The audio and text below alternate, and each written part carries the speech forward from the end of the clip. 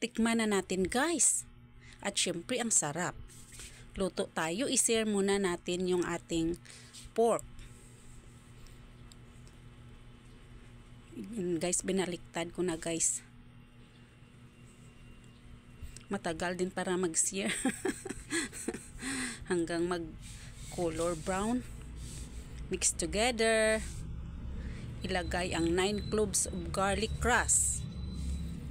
2 pieces of onion slice. Mix together.